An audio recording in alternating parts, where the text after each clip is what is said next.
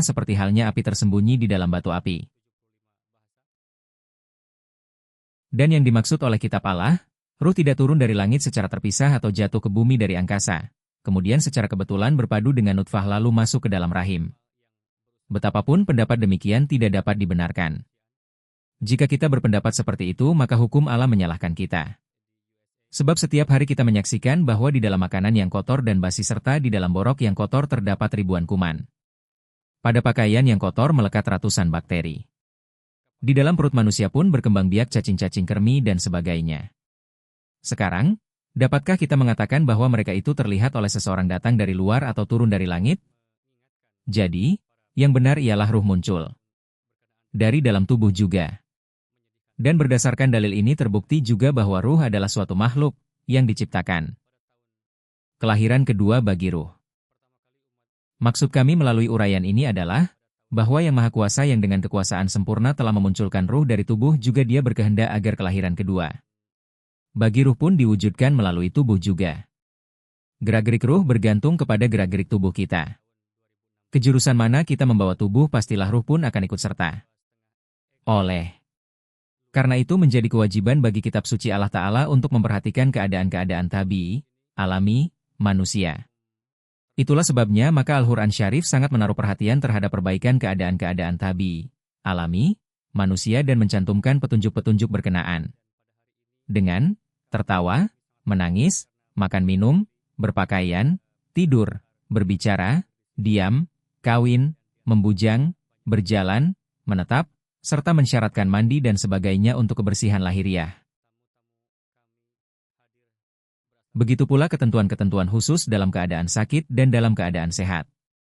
Dan Al-Quran Syarif menegaskan bahwa keadaan-keadaan jasmani manusia berpengaruh kepada keadaan-keadaan ruhani. Seandainya semua petunjuk itu ditulis secara terinci, tidak dapat kami bayangkan apakah waktu mengizinkan untuk menguraikan masalah itu. Kemajuan manusia secara bertahap. Ketika kami merenungkan firman suci Allah dan memperhatikan bahwa mengapa di dalam ajaran-ajarannya Dia menganugerahkan kepada manusia kaidah-kaidah perbaikan-perbaikan terhadap keadaan-keadaan tabii, alami, lalu secara perlahan-lahan mengangkatnya ke atas dan ingin mengantarkan sampai kepada derajat tertinggi keadaan ruhani. Maka nampak kepada kami bahwa kaidah-kaidah yang mengandung nilai-nilai kebijakan itu adalah pertama, Allah berkehendak melepaskan manusia dari cara-cara hewani dengan mengajarkan kepadanya cara duduk, bangun, makan minum, bercakap-cakap dan segala macam tata cara hidup bermasyarakat. Dan dengan menganugerahkan perbedaan nyata dari kesamaan terhadap hewan Dia mengajarkan suatu derajat dasar keadaan akhlaki yang dapat dinamakan adab dan tata krama. Lalu kedua Dia memberikan keseimbangan pada kebiasaan-kebiasaan alami manusia, yang dengan kata lain dapat disebut akhlak razilah, akhlak rendah, sehingga dengan mencapai keseimbangan itu, ia dapat masuk ke dalam warna akhlak fadilah, akhlak tinggi mulia. Akan tetapi, kedua langkah ini pada hakikatnya sama, sebab bertalian dengan perbaikan dalam keadaan-keadaan tabii, alami, hanya perbedaan tinggi rendah sajalah yang menjadikannya dua macam. Dan Sang Maha Bijaksana telah mengemukakan tatanan akhlak dengan cara demikian sehingga melaluinya manusia dapat maju dari akhlak rendah mencapai akhlak tinggi mulia. Arti Islam yang sesungguhnya. Dan selanjutnya Dia telah menerapkan tingkat kemajuan ketiga, yakni manusia tenggelam dalam kecintaan dan keridaan Sang Maha Penciptanya yang hakiki serta segenap wujudnya menjadi milik Allah. Inilah suatu tingkat, martabat, yang untuk mengingatkannya maka agama orang-orang Muslim telah diberi nama Islam. Sebab yang disebut Islam ialah penyerahan diri secara sempurna kepada Tuhan dan tidak menyisihkan sesuatu bagi dirinya sendiri, sebagaimana Allah Ta'ala berfirman, yakni, orang yang mendapat keselamatan ialah orang yang untuk Allah menyerahkan diri bagaikan hewan kurban di jalannya, dan ia menunjukkan keikhlasannya tidak hanya dengan niat saja melainkan dengan perbuatan-perbuatan baik. Barang siapa berbuat demikian ganjarannya sudah ditetapkan di sisi Allah. Dan bagi orang-orang yang demikian sedikit pun tidak akan takut dan tidak pula akan berduka cita. Katakanlah, syalatku, pengorbananku, hidupku, dan matiku hanya untuk Allah, yang sifat rububiyatnya melingkupi segala sesuatu. Tiada sesuatu dan tiada seorang pun yang merupakan sekutu baginya, dan tidak ada makhluk yang menyekutuinya. Kepadaku diperintahkan agar aku berbuat demikian dan aku adalah yang paling pertama berdiri tegak di atas makna Islam, yakni yang mengorbankan diri di jalan Allah. Inilah jalanku maka ikutilah jalanku. Dan sebaliknya jangan ikuti jalan lain, karena engkau nanti akan menyimpang jauh dari Allah. Katakanlah kepada mereka, jika kamu cinta kepada Allah maka ikutilah aku. Dan berjalanlah pada jalanku supaya Allah pun cinta kepada kamu dan mengampun dosa-dosa kamu. Dan Dia adalah Maha Pengampun dan Maha Penyayang. Perbedaan antara keadaan tabii dan keadaan akhlaki. Sekarang kami akan menerangkan ketiga tingkat keadaan manusia satu demi satu. Akan tetapi pertama-tama perlu diingat bahwa menurut isyarah-isyarah kalam suci Allah Ta'ala keadaan tabii, alami, manusia yang bersumber dan berpangkal dari nafs amarah itu bukanlah sesuatu yang terpisah dari keadaan-keadaan akhlaki. Sebab kalam suci Allah Ta'ala telah menempatkan semua potensi, kekuatan, alami, keinginan-keinginan, serta dorongan-dorongan jasmani sebagai keadaan-keadaan tabii, alami, yang secara sadar dilakukan dengan teratur, seimbang dan sesuai dengan kesempatan serta keadaan akan mengambil warna akhlak. Begitu pula keadaan-keadaan akhlaki bukanlah sesuatu yang terpisah dari keadaan-keadaan rohani, justru keadaan-keadaan akhlaki itulah yang akan mengambil warna kerohanian dengan cara meleburkan diri sepenuhnya pada Allah. Mensucikan diri, memutuskan segala hubungan hanya untuk melekatkan diri kepada Allah serta dengan penuh kecintaan, penuh keasyikan, isik, penuh ketenangan, penuh ketentraman menyerahkan diri sepenuhnya kepada Allah. Selama keadaan-keadaan tabii, alami, tidak beralih ke dalam warna akhlak, selama itu manusia tidak layak mendapat pujian, sebab keadaan itu terdapat di kalangan hewan lain. Bahkan pada tumbuh-tumbuhan. Begitu pula dengan hanya memiliki warna akhlak saja tidak dapat menganugerahi manusia kehidupan rohani. Bahkan seseorang yang mengingkari adanya wujud Allah Ta'ala sekalipun dapat memperlihatkan akhlak yang baik. Kerendahan hati, atau kehalusan budi, atau suka damai, meninggalkan kejahatan dan tidak mempedulikan orang-orang bejat, semua itu adalah keadaan-keadaan tabii, alami. Dan semua sifat itu dapat juga dimiliki oleh seorang yang rendah, yang tidak mengenal sumber najat, keselamatan, yang sebenarnya. Banyak juga binatang berkaki empat yang rendah hati, jika diganggu dan disakiti mereka cenderung menampakkan sikap damai. Jika mereka tidur, dipukuli dengan tongkat mereka tidak melawan. Namun walau demikian mereka tidak dapat disebut manusia.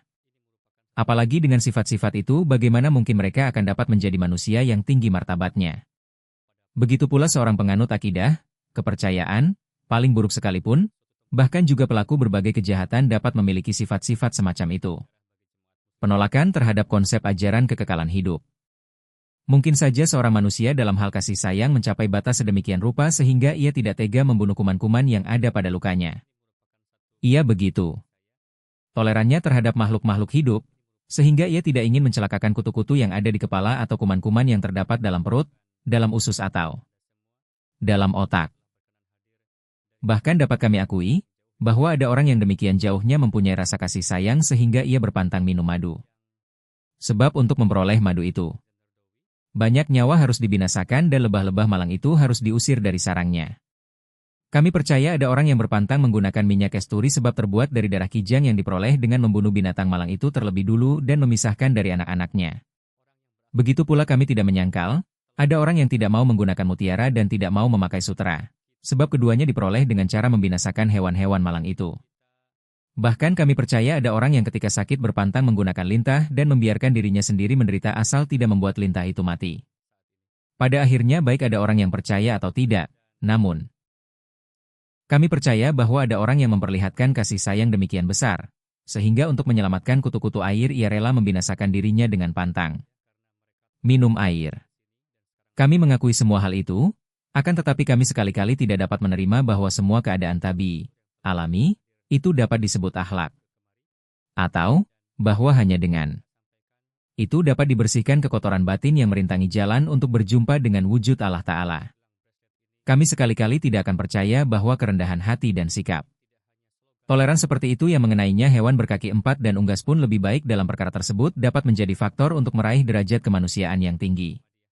Bahkan, menurut kami itu adalah menentang hukum kudrat, berlawanan dengan akhlak mulia guna mendapatkan keridaan Allah, dan mengingkari nikmat yang telah dilimpahkan kudrat kepada kita. Justru tingkat keruhanian itu sebenarnya diperoleh melalui penggunaan yang tepat setiap akhlak menurut keadaan serta kesempatan, dan dengan melangkah secara setia pada jalan Allah serta menyerahkan diri kepada kehendaknya. Adapun tanda orang yang menjadi miliknya, ia tidak dapat hidup tanpa dia. Seorang arif adalah ibarat seekor ikan yang telah disembelih oleh tangan Tuhan sedangkan airnya adalah kecintaan ilahi. 3 cara perbaikan. Sekarang kami akan kembali kepada pembahasan yang semula. Kami baru saja menyebutkan bahwa ada 3 buah sumber keadaan-keadaan manusia, yaitu nafs amarah, nafs lawamah, dan nafs mutmainah, dan cara islah, perbaikan, pun ada 3 macam. Cara pertama ialah menegakkan orang-orang yang biadab yang tidak mengenal sopan santun pada martabat akhlak rendah, akhlak dasar. Yaitu supaya mereka mengikuti tata cara manusiawi dalam hal makan minum, kawin, dan lainnya berhubungan dengan peradaban. Tidak telanjang ke sana kemari, tidak memakan bangkai seperti anjing, dan tidak memperlihatkan suatu perbuatan yang tidak sopan. Ini merupakan perbaikan dasar di antara perbaikan keadaan-keadaan tabii, alami. Ini adalah semacam perbaikan yang umpamanya jika ingin mengajarkan tata cara manusiawi kepada salah seorang di antara orang-orang biadab di Port Blair, maka pertama-tama kepada mereka ajarkan adab, sopan santun, dan akhlak-akhlak dasar manusiawi. Cara kedua untuk perbaikan itu ialah, apabila orang itu sudah menguasai sopan santun manusiawi secara zahir, lalu kepadanya hendaknya diajarkan akhlak-akhlak manusiawi yang tinggi, serta mengajarkannya supaya menggunakan segala potensi insaniah yang ada agar diterapkan pada keadaan dan kesempatan yang tepat. Cara ketiga untuk perbaikan itu ialah, orang-orang yang telah memiliki akhlak tinggi, kepada orang-orang zahid seperti itu dianugerahi karunia mencicipi kelezatan serbat kecintaan dan perjumpaan dengan Tuhan. Itulah ketiga macam cara perbaikan yang telah diterangkan oleh Al-Quran Syarif. Diutusnya Rasulullah SAW. Ketika perbaikan sangat diperlukan. Junjungan dan penghulu kita Nabi Muhammad Mustafa SAW telah diutus pada zaman ketika dunia mengalami kerusakan dan kebinasaan dalam segala segi, sebagaimana Allah Ta'ala berfirman, yakni, daratan telah rusak dan lautan pun rusak. Ayat ini mengisyaratkan bahwa orang-orang yang disebut Ahlul Kitab telah rusak, begitu pula orang-orang lain yang tidak pernah menerima siraman air wahyu juga telah rusak. Jadi, tugas yang diemban Al-Quran Syarif pada hakikatnya ialah menghidupkan orang-orang, sebagaimana dia berfirman. Yakni, ketahuilah bahwasanya sekarang Allah Ta'ala menghidupkan bumi kembali sesudah matinya. Pada zaman itu keadaan di Arab telah mencapai batas puncak kebiadaban, dan di kalangan mereka sudah tidak tersisa lagi suatu tatanan manusiawi, kemanusiaan. Dan segala bentuk kemaksiatan pada pandangan mereka merupakan suatu kebanggaan. Masing-masing orang memiliki ratusan perempuan sebagai istri. Makan yang haram merupakan satu kecanduan menurut mereka. Menikahi ibu kandung sendiri mereka anggap halal. Karena itulah Allah Ta'ala menurunkan peraturan. Yakni, semenjak sekarang ibu-ibu kamu diharamkan bagi kamu. Begitu pula mereka biasa makan bangkai juga makan daging manusia. Tiada perbuatan dosa di dunia ini yang tidak mereka lakukan. Kebanyakan mereka mengingkari hari kemudian. Banyak di antara mereka yang juga tidak mengakui adanya wujud Tuhan. Mereka biasa membunuh anak-anak perempuan mereka dengan tangan sendiri. Mereka membunuh anak-anak yatim lalu memakan harta kekayaannya. Secara lahiriah mereka manusia akan tetapi akal mereka mati. Tidak punya sifat hayya, malu, rendah hati, dan tidak pula harga diri. Mereka biasa minum minuman keras seperti minum air. Siapa yang unggul berbuat zina dialah yang disebut pemimpin kaum. Demikian kosongnya mereka dari ilmu, sehingga kaum segenap kaum di sekitarnya menjuluki mereka ummi, buta huruf. Pada zaman demikian serta untuk memperbaiki kaum-kaum serupa itulah junjungan kita Muhammad SAW telah diutus di kota Mekah. Demikianlah, 3 macam perbaikan seperti telah kami terangkan. Pada hakikatnya memang itulah zamannya. Jadi, dibandingkan dengan semua ajaran lain di dunia, Al-Quran Syarif mendakwakan diri yang paling sempurna dan paling lengkap. Sebab kitab-kitab lainnya di dunia ini tidak mendapat kesempatan melaksanakan 3 macam perbaikan itu, sedang Al-Quran Syarif telah memperolehnya. Dan tujuan Al-Quran Syarif ialah membuat hewan menjadi manusia, dan dari manusia itu membuat manusia-manusia berakhlak, lalu dari manusia-manusia berakhlak membuat manusia-manusia bertuhan. Untuk itulah Al-Quran Syarif mengandung ketiga masalah tersebut. Tujuan pokok ajaran Al-Quran Syarif adalah perbaikan ketiga keadaan. Sebelum kami menerangkan ketiga perbaikan itu secara rinci, kami merasa perlu menjelaskan bahwa dalam Al-Quran Syarif tidak terdapat suatu ajaran yang harus dipercayai secara paksa. Justru tujuan seluruh Al-Quran Syarif hanyalah ketiga perbaikan itu.